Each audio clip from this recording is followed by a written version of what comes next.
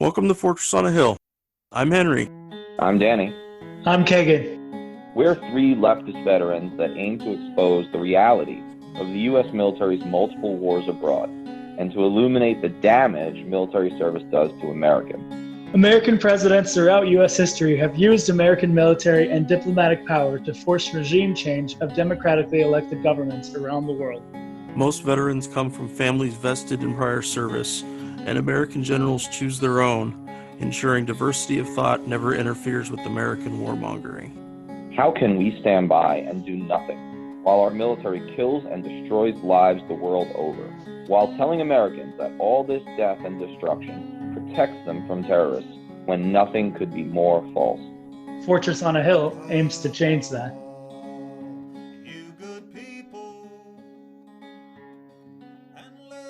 All right. Phil Kraske, thank you for coming back to visit us here at Fortress on a Hill. Excited to talk to you today. Yeah, good to talk to you again, Henry. Been a while. It has been a while. Today we're talking about A Legacy of Chains, your new book that's just come out, and it's a novella. It's not a traditional novel, and you've also included some other short stories. Let's begin with you talking a little bit about your new book. Tell us about the novella and how you got started with the concept. Okay. The story, in order to tell it, I've got to go into a little history here. The story deals with the Vietnam War, which ended in 1973. And of course, at the end of the war, there was an exchange of prisoners, the prisoners of war on both sides. And in Washington, they were quite surprised when the Vietnamese only sent back 600 men. They were expecting more than double that. And the Vietnamese quietly let it be known to Washington that when you guys pay the war reparations mentioned in the treaty, then you'll get back the rest of your men. The Vietnamese had done the same tactic to the French after that war as well. The French paid, the French got their men back. But for different reasons, Washington never paid, and Vietnam never sent the men back. And for years and years, there were rumors coming out of Vietnam of people seeing prisoners and so on and so forth. Well, anyways, my story is takes place in the year 2010. 9 men, American prisoners of war, escaped from Vietnam on a ship. They go through the Indian Ocean, they go through the Suez Canal, and they're crossing the Mediterranean. And the ship captain is getting messages from the Americans that they want to stop the ship, they want to search the ship, they think there's something wrong, they're a terrorist, this and that. The captain gets cold feet. And so as he's passing through the Straits of Gibraltar between Morocco and Spain, he sets the men down in a life raft and calls the Spanish Coast Guard, and the Spanish Coast Guard comes and picks them up.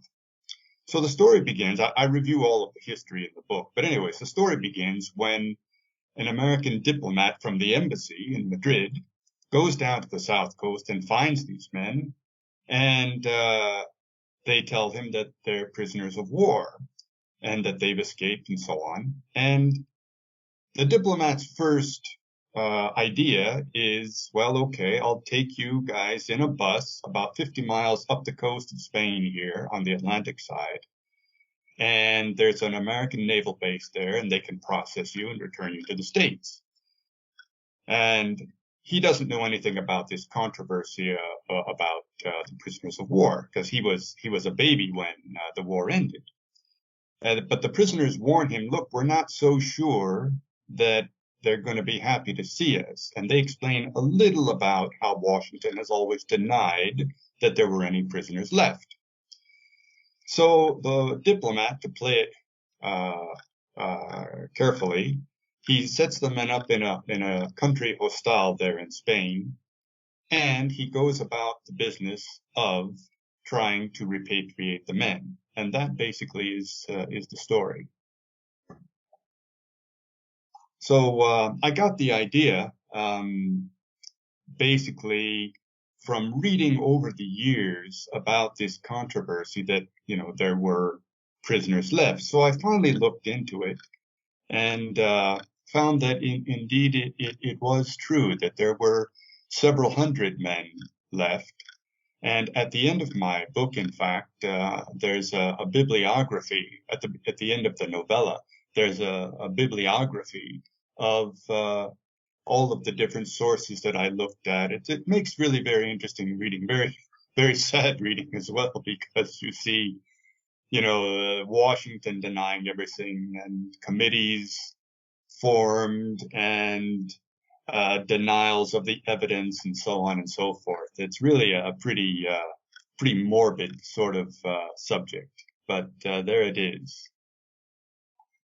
So the one person that gets a big mention in your book, and as far as I understand everything that you shared about him is the actual history, is Robert Garwood, the American POW who came back to the United States almost, what was it, 6 years? 6 years later, right? Yeah.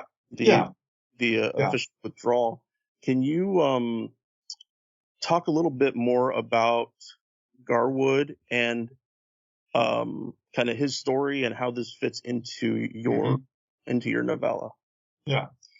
Robert Garwood was a Marine private who was captured, I think it was in 1966, and he was sort of taken under the wing of another veteran prisoner when he got to his first jungle camp, just a very crude jungle stockade out in the middle of nowhere, which was the first of several that Garwood went through.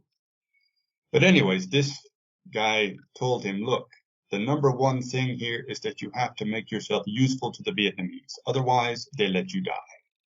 And the conditions were horrible, horrible.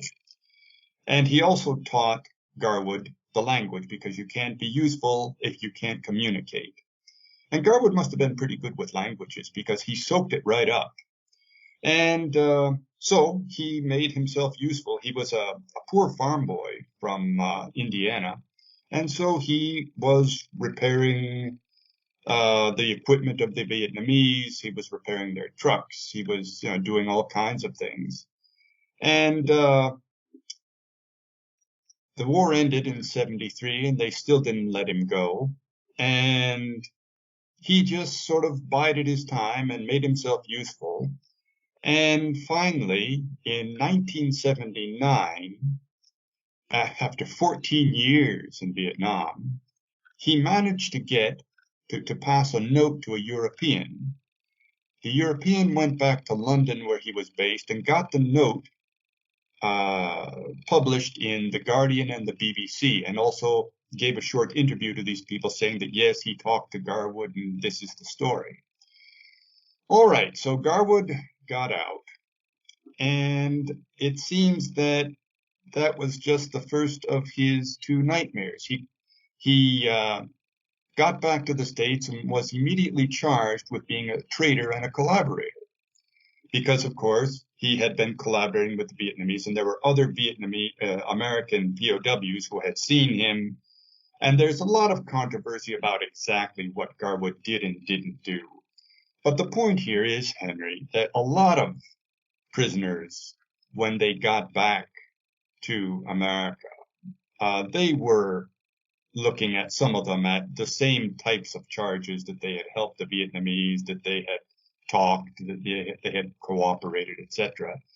None of the charges of any prisoner were ever brought. They were all dropped, and nothing ever happened. But not with Garwood. They, of course, had a problem with Garwood, which was that he might have seen other prisoners. And this, of course, would destroy the denials of Washington that, no prisoners were left in Vietnam. So what did they do? They court-martialed him, and they eventually drummed him out of the army with a dishonorable discharge, which meant that he forfeited 14 years of back pay, a ton of money. And he actually fought his case all the way to the Supreme Court, which finally refused to hear his case, and so was stuck with this. He later campaigned to get, other prisoners of war back, from the United States and so on and so forth. But because of all the charges against him, his reputation had been pretty much blackened. And so none of his testimony was really taken seriously. And it was basically eventually just used as background material for people who were investigating later on. And so a very sad story of Garwood. And so I sort of used that as a kind of model for what I'm doing in the story. To me, it seemed that there was that the in addition to everything else that was hard about the homecoming for Vietnam troops around that time, that between 73, when there was a whole bunch of other POWs who were also, some of them didn't end up getting charged, but they were under a very similar cloud as Garwood was. That by the time that he got home, you're dealing with, and that's something the military is kind of going through right now post Iraq and Afghanistan, is that they're trying to move back to a relative peacetime army. And I could imagine that the idea of fodder for those, some of those newly minted officers or other people who didn't get to serve in Vietnam, that going after Robert it could be seen as a boon to them. I have the chance, legally and ethically, I have a chance to stick it to this, this collaborator, if we want to coin it that way. So I wanted to, before we go further on, I wanted to read for everybody what the official code of conduct is that the United States gives to its forces in captivity, and specifically about how difficult and unfair some of the conditions that it mentions are, just so everybody has it kind of in there. I am an American fighting in the forces that guard my country and our way of life. I am prepared to give my life in their defense. I will never surrender of my own free will. If in command, I will never surrender the members of my command while they still have the means to resist. If I am captured, I will continue to resist by all available means. I will make every effort to escape and aid others to escape. I will accept neither parole nor special favors from the enemy. If I become a prisoner of war, I will keep faith with my fellow prisoners. I will give no information nor take part in any action which might be harmful to my comrades. If I am senior, I will take command. If not, I will obey the lawful orders of those appointed over me and will back them up in every way. Should I become a prisoner of war, I am required to give name, rank, service number, and date of birth. I will evade answering further questions to the utmost of my ability. I will make no oral or written statements disloyal to my country and its allies. I will never forget that I am an American fighting for freedom, responsible for my actions, and dedicated to the principles which made my country free. I will trust in my God and in the United States of America. So, I know when I was a young man and I read through that, a great majority of it made sense to me. But now, after everything I've read and learned, that it really places prisoners of war in a very untenable and hostile position, just trying to maintain what the military wants to see as allegiance to them. At, following the orders of officers over you. Okay, well that does make sense, but what if they're completely activists and want you to make really poor choices? I also don't understand the contradiction of a person not being able to accept parole, yet you're supposed to continually try to escape. If they let me go, I can't accept that. But if I escape and possibly hurt people on the way out, that's more acceptable. And and going back to some of those other guys that were scrutinized when they were released in '73, that I know there was a group of them, about 6 or 7 of them, who had been under the let's call it POW command of an Air Force colonel, and that he was one of the people that accused them of similar crimes that Garwood was, in terms of potentially collaborating with the enemy. I know, there's things I read that talked about that they sold POWs, started to try to speak Vietnamese, started to dress like them, and to me, these are all basic pieces of survival, of trying to, just to make it through the situation. Yeah, sure. And Henry, just an interesting note. My uncle, who was in World War II, he grew up speaking German in his house. It was their first language before they spoke English. And so he survived when he was captured with his troops. He survived in the prisoner of war camp because he was the translator between the Germans and the Americans. So you can imagine, you're in an absolutely horrible situation like that, and so you bend the rules. Everybody does. And the conditions in the Vietnamese prisoner of war camps were just, if you were in the Hanoi Hilton, the famous prison in Hanoi, actually that wasn't such a bad deal. It was in the jungle stockades where, anything went. And in fact, the man who had taken Garwood under his wing was later beaten to death by guards because of an infraction of the rules. So you can imagine what Garwood was up against. Well, it seems to be a simple case of trying to survive, but Americans were so focused on, allegiance and how things look, and how, it's not, it seems it's beyond culturally ignorant, because like what you're describing with your uncle is that men like him could easily come under a cloud from their fellow POWs and say that, they're collaborating and what have you, when in reality they may be surviving just the same way. Seeing, Garwood seeing this, or I don't know that he actually saw it, but knowing that that was the penalty, that potentially being beaten to death for infracting rules, that really paints you into a corner. It's not like being in an American prison. It's not like, it's not some of the normal things that we see in that way. And anyway, it seems much less deferential, I think, than it should. But it seems to me very much to the Pentagon's credit that when the men came back, although some were under a cloud, at the end they just said, okay, let's forget it, and nobody was charged, and it was all swept under the rug. Yeah, that's to me, I think the crux of the difference between what happened in '73 and what happened later on with Garwood is that around '73, because there were still caskets of soldiers, coming home.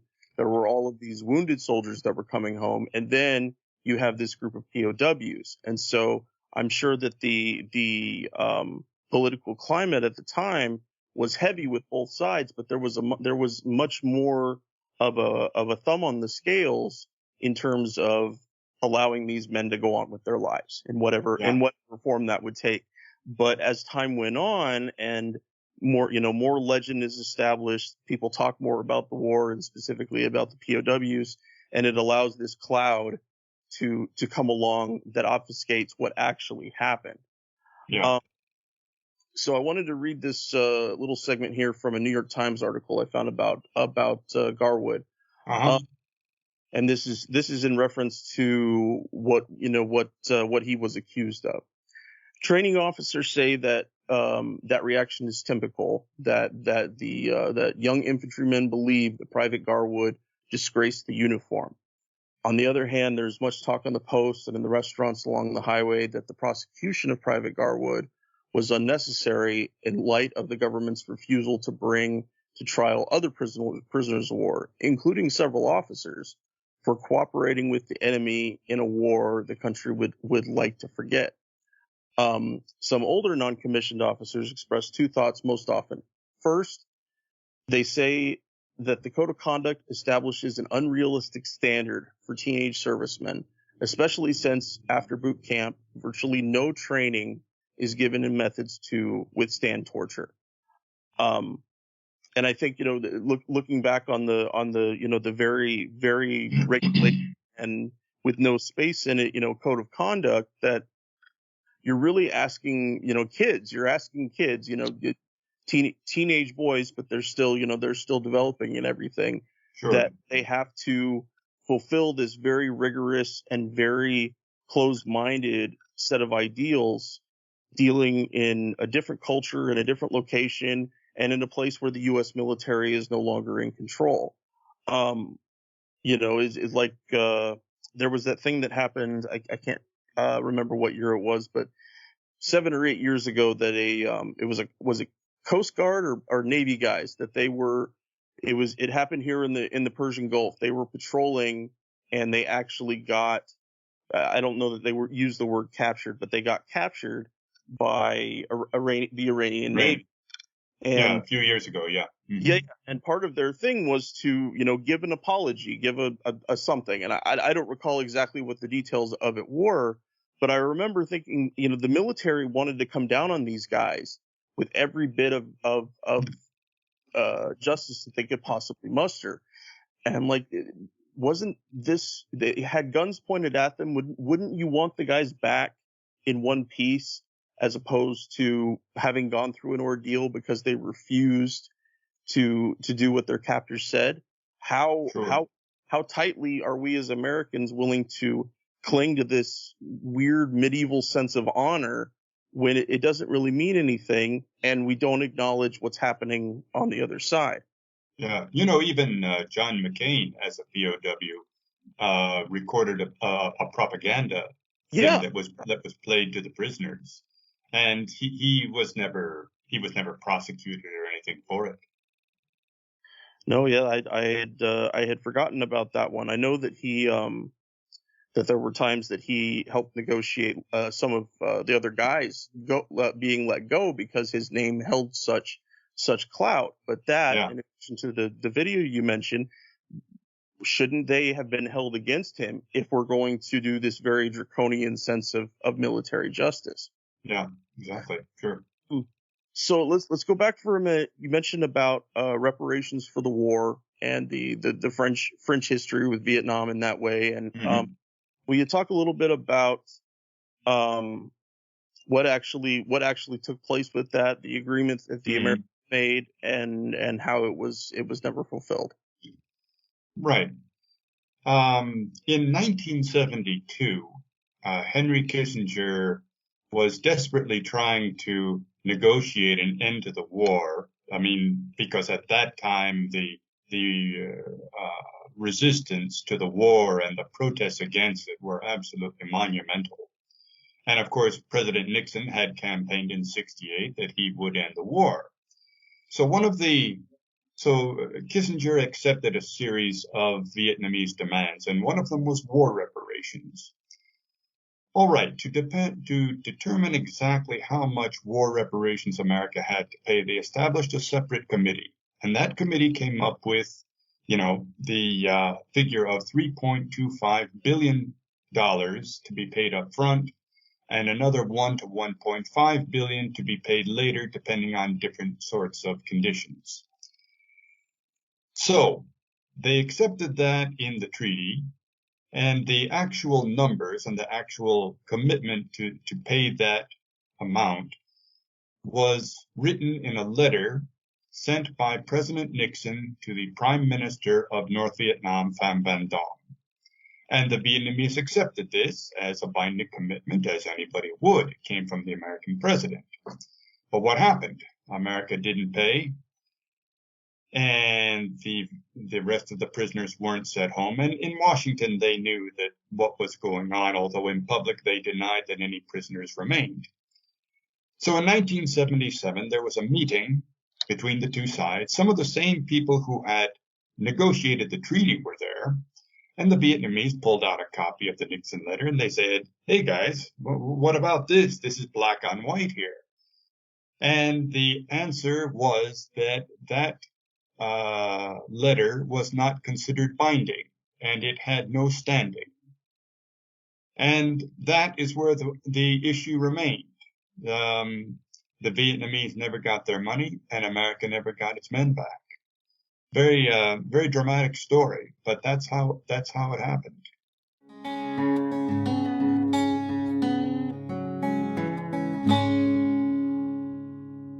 Our podcast is supported in a few different ways. First, there's Patreon, where we're blessed to have an array of wonderful supporters, helping the guys and I pay for some of the podcast's expenses. Those who contribute $10 a month or more will be mentioned right here as an honorary producer, helping keep you, our listeners, stocked with new episodes. But you don't have to contribute $10 a month to help us. For as little as $1 a month, you can help keep us going, paying for hosting and storage fees, transcribing old and new episodes, promoting and expanding the podcast, and more I'm sure I can't think of at the moment.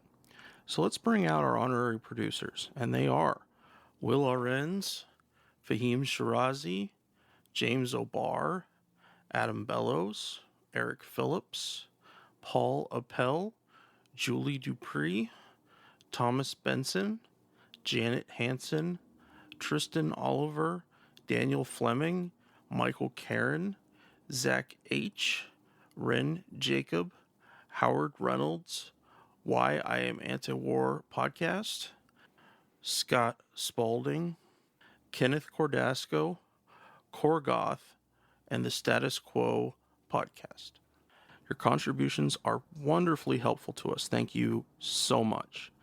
However, if Patreon isn't your style, you can contribute directly to us through PayPal at paypal.me/Fortress on a Hill. Or please check out our awesome store on Spreadshirt.com for some great Fortress merch. The link is in the show notes. And now, let's get back to the podcast.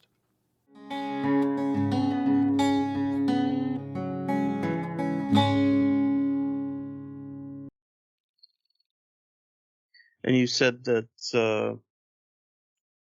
that the French had actually followed through on their commitment for it during their portion of years and years earlier when the French were in that region. Yeah. The last French payment to the Vietnamese, if you can imagine, the war ended in 1954. The last French payment to the Vietnamese was in 1971. So you can imagine. So, and by the way, if you're thinking of about $4 billion in 1973 money, that's about 23 billion now. So that's a good chunk of money. $23 billion, I had to look up something, to give an idea of what that was. That would be double the budget of the Commerce Department. So it's a good chunk of change. So, Phil, I wanted to ask you, you and I had talked earlier discussing your book about 11/9 and the terrorist who loves bonsai trees. Mm-hmm. Yeah, and that was my previous novel. Yeah. Mm-hmm. Yeah. And it takes a few liberties with the known history of the events the stories are surrounded by. Now, this story deals with Vietnam POWs and the idea, the chance that some were indeed abandoned in Vietnam. And of course, the last book that you had mentioned that the story presents the idea that September 11th, the attack on September 11th, was a false flag attack. Yeah, right. Mm-hmm. What would you say to someone who thinks that writing your stories in such a way could be seen as, and I don't think this, but I had a couple people ask me about it.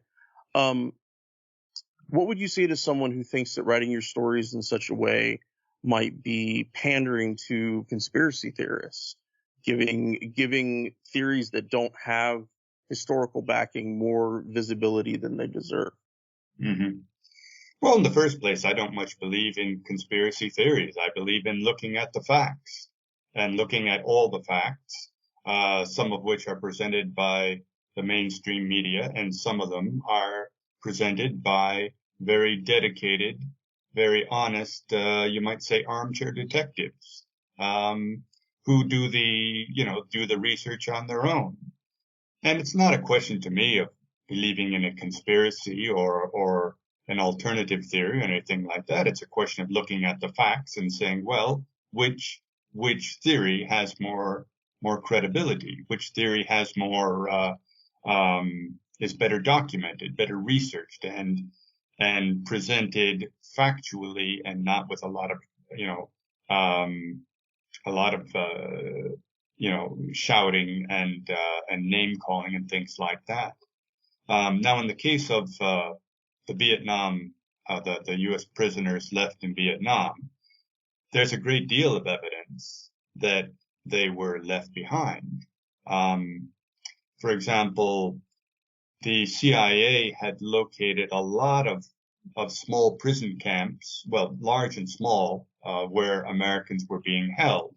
But when the 600 men returned to America, they were, of course, debriefed, and they discovered, the investigators discovered, that none of the men had returned from about a dozen different camps. So, where were those men? Of course. Sure. Another thing is more than 1,000 witnesses described seeing Americans working out in fields and dressed in rags and things like that.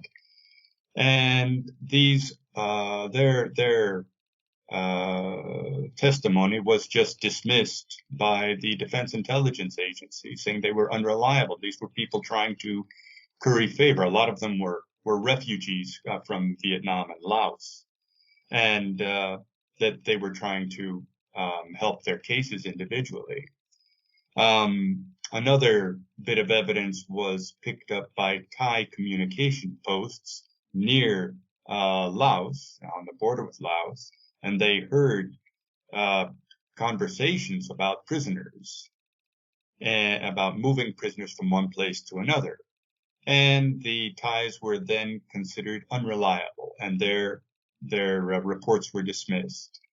Satellite photos picked up words carved in rice paddies that referred to, like identification numbers and symbols and so on.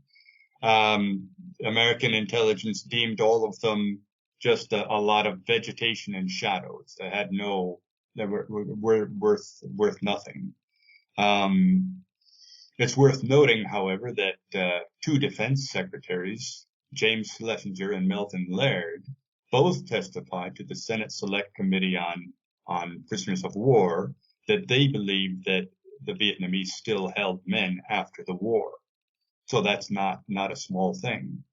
Also, there was a Secret Service agent who overheard a conversation between President Reagan, Vice President Bush, the elder George Bush, of course, and some others, discussing an invitation, an offer from the Vietnamese, $4 billion for the men, flat out.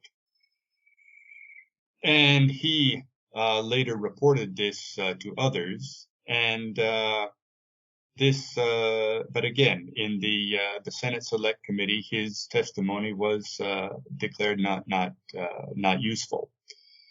So there are a lot of things that that happened, and a lot of evidence, and a lot of evidence that things were covered up, and it's just a very, very sordid story.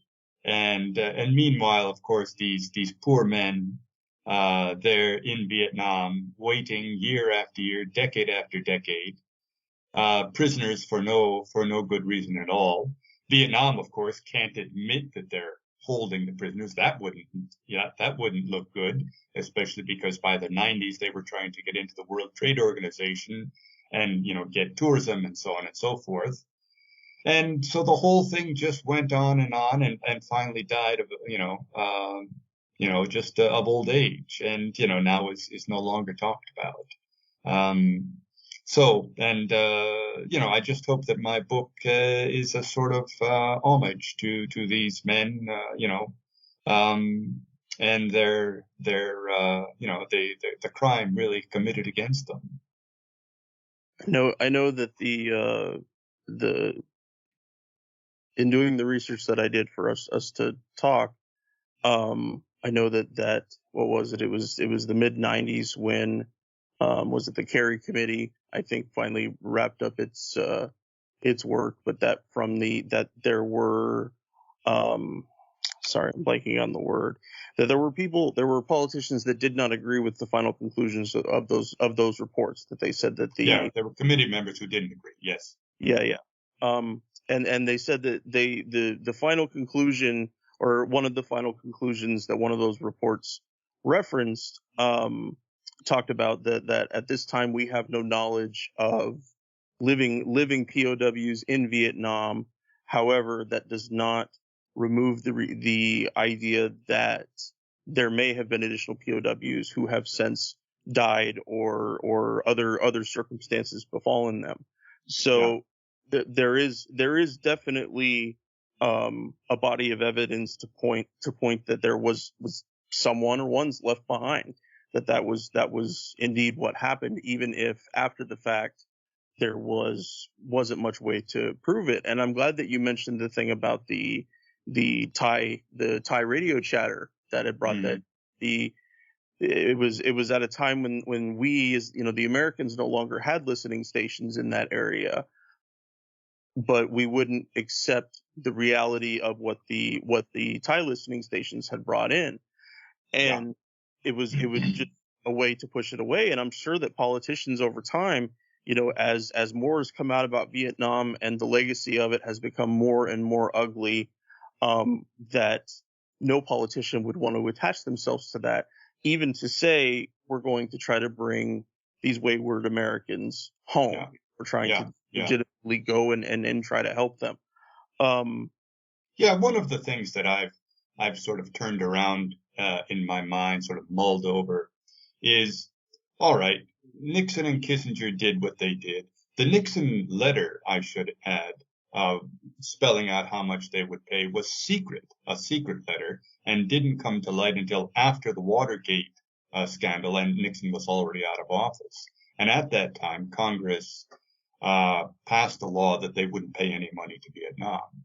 But they didn't really know. It wasn't really explained to Congress what was at stake by not paying, you see.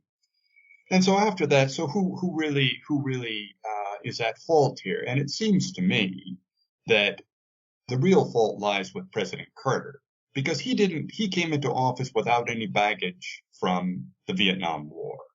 And he could have sat down with congressional leaders and said, look, gentlemen, if we don't pay, those poor men are not coming home. We have a commitment in black and white on the treaty that says we will pay war reparations. So we don't need to call it ransom. We already have a commitment to pay. So let's pay, let's get this thing past us, get our men back, and close the books on it. But he didn't do it. Actually, when of all the presidents after Vietnam, after Nixon, that to which the families of POWs and MIAs appealed, for help, Carter's administration was the least understanding. They turned them away absolutely. They gave them no support, no time at all. And so I think that a certain amount of the blame must go with Carter.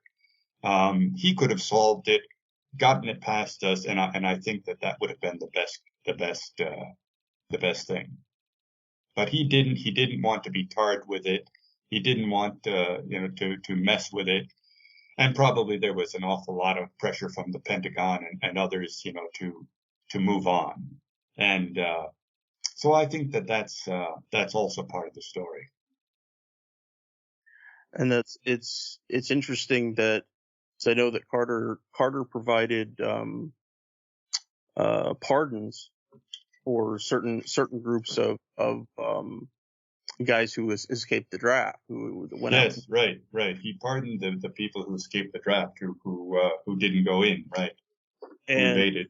Mm-hmm. I guess I would say is that why was it politically acceptable and crucial to him to make that choice when he wouldn't do what was necessary to bring home the other POWs, or even to attempt, Yeah. even if it's believed very, very skeptically by those people, to not attempt over time, that seems just absolutely negligent. And thankfully, because Yeah. our relations with Vietnam have improved since that time, the 90s bringing about those POW search teams that Yeah. American groups actually went and did searches, went to some of the locations, went to Yeah. where Garwood was held. So Mhm. there's a lot of information out there for people that want to see it, who want to understand that there is a different slant Yeah. to this story. Yeah. Yeah. It seems to me that Carter may have calculated that he had used up an awful lot of political capital by issuing a blanket pardon to people who had evaded the draft. And maybe he thought that he had paid enough and didn't have enough political capital left over to, to pay $4 billion, which, as I say, was a good chunk of money back then. Yeah. To get the men back. Who knows? What goes on in the Oval Office is a great mystery. So, yeah. So, I wanted to ask you, what, why fiction? Why do you use fiction as a vehicle for, understanding lesser known history, some of the stuff that we're talking about? Well, I think in fiction you can understand the human element of stories a lot better. Fiction itself, and I'm talking here about books mainly, not so much movies. But in books, in fiction, you can get the point of view of a lot of different types of people, the types of people that you don't know, that you are not accustomed to. And so I think it's in fiction where you most get an idea of what human life is about. It gives you a lot of different perspectives of a lot of different situations. And so when I deal with Vietnam and the prisoners from a fictional point of view, what I'm trying to do is give you the point of view of the prisoners, of the media, for example. At one point, the diplomat talks to a man from a print uh, newspaper. I make sure not to mention anybody, but it's sort of like the New York Times or the Journal or the Post, a newspaper that has a lot of foreign correspondence and so on. And I give you the mainstream media point of view about why they never get into big uh, conspiracy theories, as you might say. They don't get into them because they consider their role vital to keeping the nation together as a people, to giving them one narrative. And once they settle on the narrative, they are very reluctant to make any fundamental changes in it. You can add on a little bit, you can, do feature stories about one aspect of another, but you cannot change the basic narrative. For one reason, because it discredits the media to do that. And I think that's one reason why they have always given a cold shoulder, for example, to the alternative theories of 9/11. Of course, there is a great, enormous, mountainous amount of evidence that suggests that, well, it's a little more complicated than 19 hijackers, on 4 planes. But to go back and trash all they've said and say, no, this is the new reality. They don't like to do that. And it's not so much because somebody at the top is telling them, you must say this. No, that's not it. My brother was a reporter, or he was. He recently left his newspaper. It's not that at all. It's that the reporter understands instinctively what he can say and what he cannot, what the newspaper's line is and what it isn't. And they know that they're not supposed to go against it. If they want to go against it, fine, but they've got to leave the paper and go and write a book.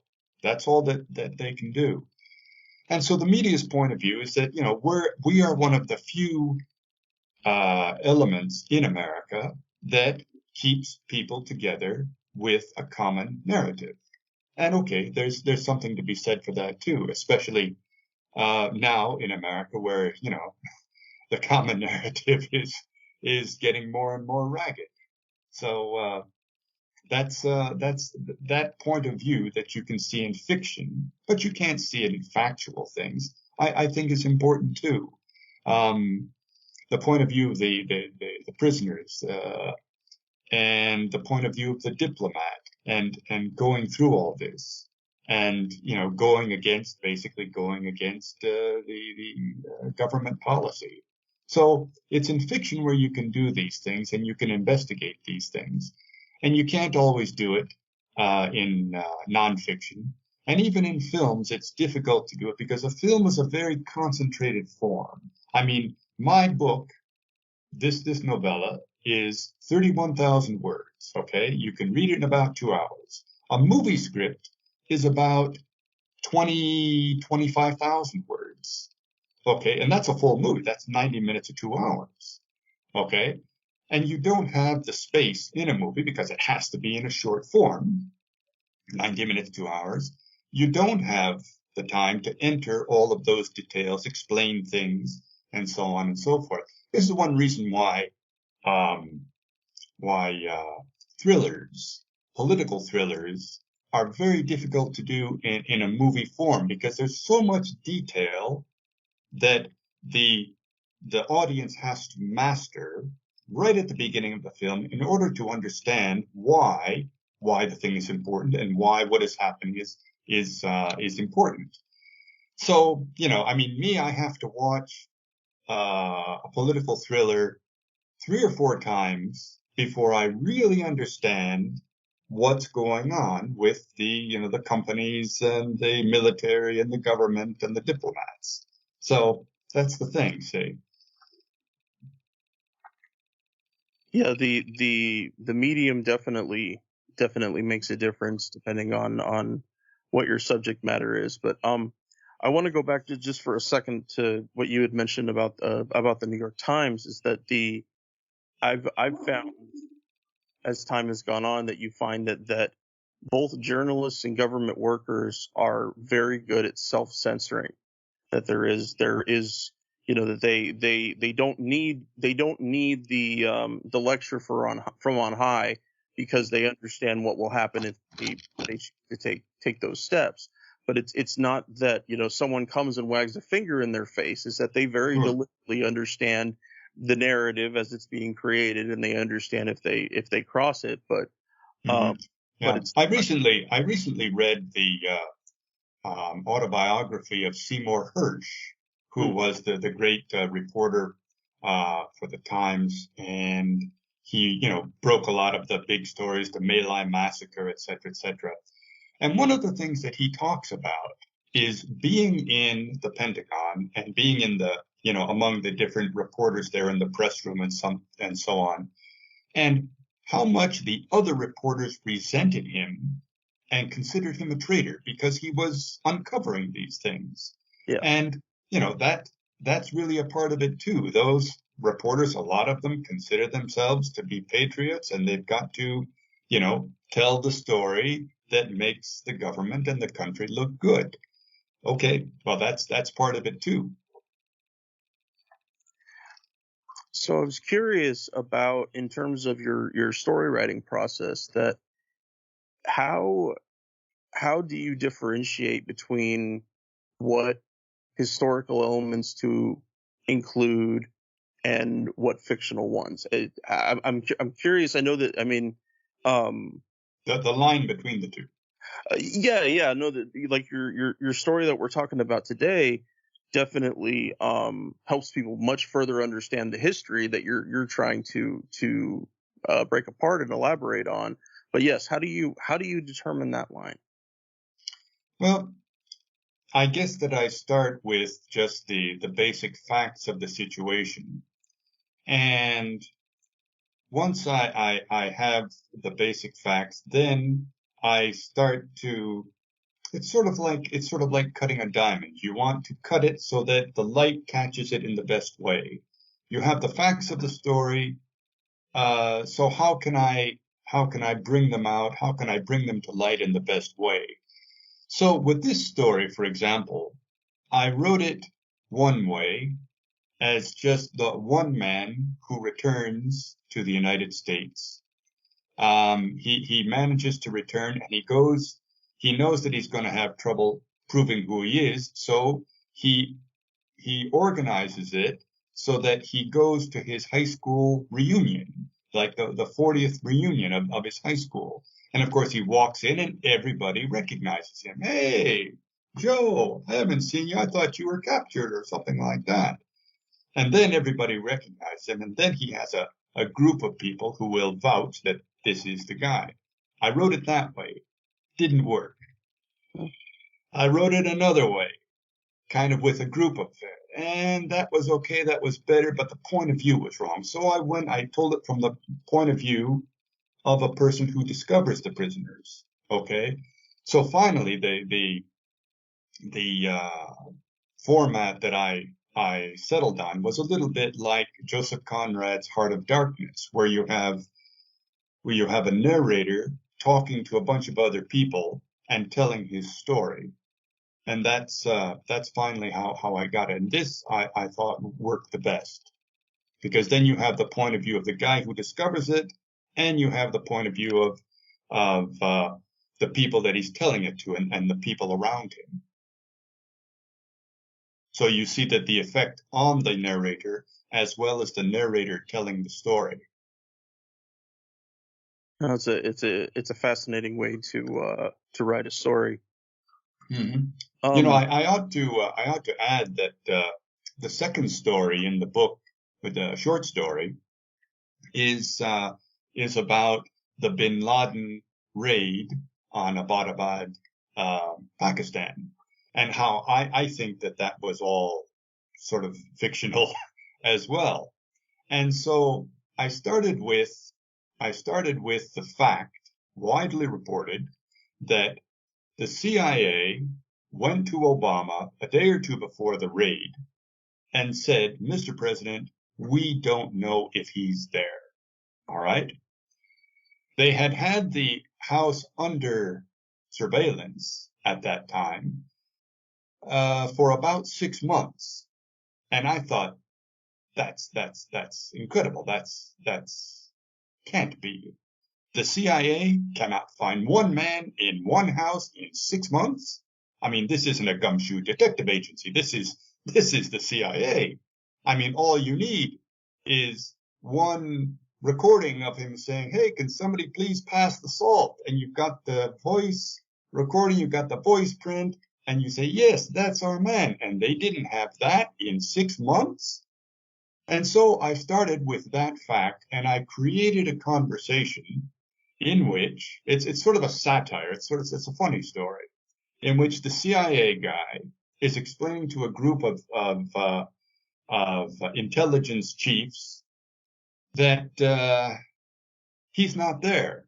And the intelligence chief said, no, he has to be there. We're all ready to go. And the CIA guy says, he's not there.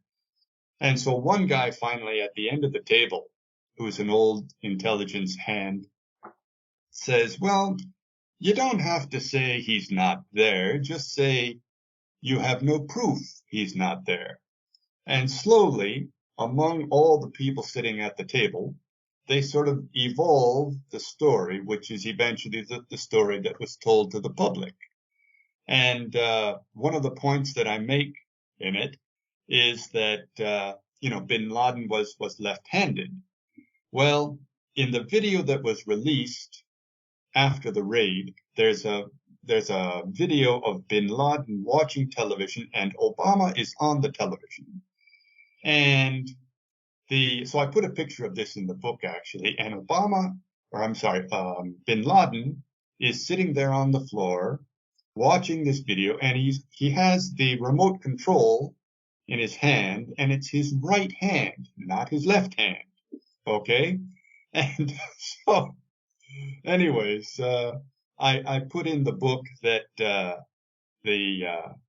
this old hand from the Intel says, you know, the 9/11 people caught me out on that on the video that we released soon after the raid, the invasion of Afghanistan, and our false bin Laden was holding a pencil in his right hand. And so, just to stick one to those conspiracy theorists, tell our model for this upcoming video in Pakistan, tell him to hold the remote control in his right hand, just to tell him that we don't care what they say. So, anyways, it's kind of a funny story. I enjoyed writing it. You reminded me of the thing that Donald Rumsfeld used to say when he was still Secretary of Defense, that absence of evidence is not evidence of absence. You know, and those little stupid sayings that, you know, that he used to work the press and stuff, and essentially give them a non-answer. Essentially, Yeah. you know, that oh, well, it's not a big deal that didn't turn up because these other 7 things that we're still looking at. And that just to play mind tricks on people just so they can't possibly understand it. But again, that's what politicians do in terms of trying to take reality and phrase it for their own liking. Yeah, that's for sure. So there, in addition to the one you just mentioned about bin Laden, there are 5 other short stories that you include with the book. I was wondering if you could give us just a little preview of what the other stories are about. Well, let's see. One story is about a very rich, chic cocaine dealer just living outside of New York, and he has trouble with the 15-year-old boy who delivers his newspaper, and he sort of pulls a dirty trick on the boy, and the boy gets back at him. What else? Another story is sort of based on a woman that I knew as a boy who was always sort of organizing events in the neighborhood, and she was really kind of a bore. And anyways, and then in the story, this guy meets her 20 years later, and she's giving motivational speeches, and he sort of, just by meeting this person and that person, talks about her whole life and how she kind of went downhill in life after that point. What else?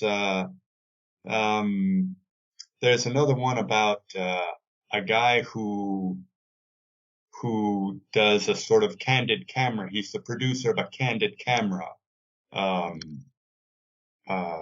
episode, and the episode goes sideways, and the singer that they bring to this show ends up humiliated, and it's really a mess.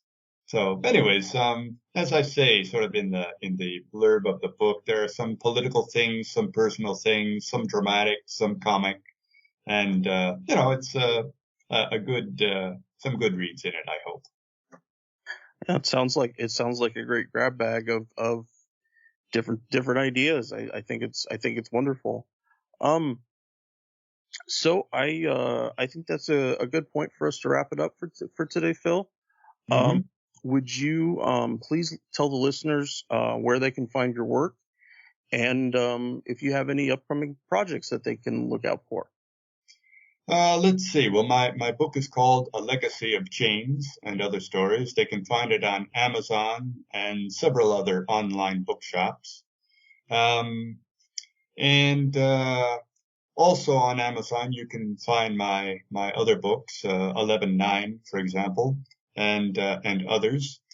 And as to future projects, I'm just sort of starting to get going on some new things after finishing up with Legacy and doing a few interviews like this. And I'm thinking about doing something with FBI entrapment, where they take some guy and actually prepare the whole crime for him, and all he has to do is sort of push a button and then they can arrest him, but actually the FBI has done everything. And so I'm thinking up a story to go a lot like that. It's incredible when you really read about things like that, how devious and underhanded, especially in an ethical sense, federal law enforcement can be. Not just federal law enforcement, but very specifically federal law enforcement at certain times. Yeah, John Kiriakou has some really interesting articles about that. He's also one of the people who wrote a blurb on my book. So yeah, no, that man's done some really great work. I really enjoy hearing his perspectives on the intelligence community. All right, Phil. Well, I want to thank you for being with us today. I really enjoy reading your work, and I do hope that you will visit us again the next time you've got some new stories to share. Yeah, you bet, Henry. Thanks for having me on, and do give my best to Kagan and Danny, and we'll talk to you again sometime. Sounds good, Phil. Sounds good. Well, that wraps it up for us today, folks. Thank you for listening, and I hope you take care.